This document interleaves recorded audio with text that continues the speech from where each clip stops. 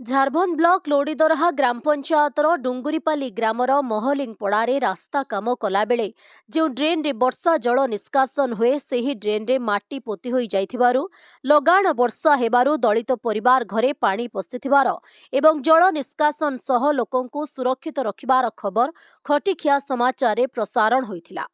ଏହି ସମସ୍ୟାର ସମାଧାନ ପାଇଁ ଝାରବନ୍ଦ ବିଡିଓ ପୁରୁଷୋତ୍ତମ ମିର୍ଦ୍ଧା ସ୍ୱତନ୍ତ୍ର ଭାବେ ଦୃଷ୍ଟି ଦେଇ ମହାଳିଙ୍ଗପଡ଼ାକୁ ବ୍ଲକ କର୍ମଚାରୀଙ୍କ ସହିତ ପହଞ୍ଚି ବର୍ଷା ଜଳ ଭର୍ତ୍ତିଥିବା ପରିବାର ଘରକୁ ଯାଇ ସ୍ଥିତି ଅନୁଧ୍ୟାନ କରିଥିଲେ।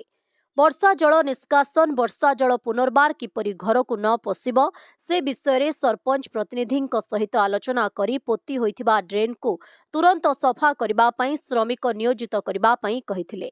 सांगे सांगे पोती होइथिबा ड्रेनर सफा काम आरंभ होइछि।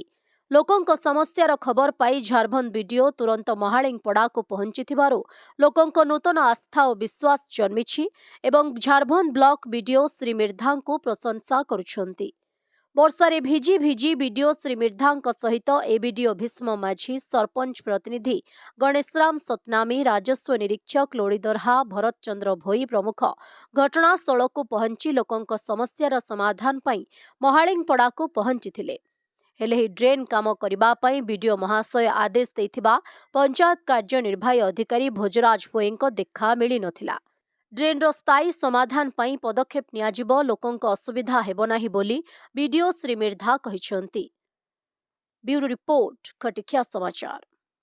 मना पुरुषोत्तम मिर्धा वीडियो झारखंड मत गोटे खबर मिलला जे गोटे पेपर क्लिपिंग रो जे डुंगरीपाली मालिंगपड़ा रे जने घर भितर पानी पशि जाइतला ड्रेन ब्लॉकेज होइकरी सेटा में आसी जे देखिली मोर संगा अन्य स्टाफ भी आइथिले आ ड्रेनटा बर्तमान सफासुतरा चली आज ठीक है।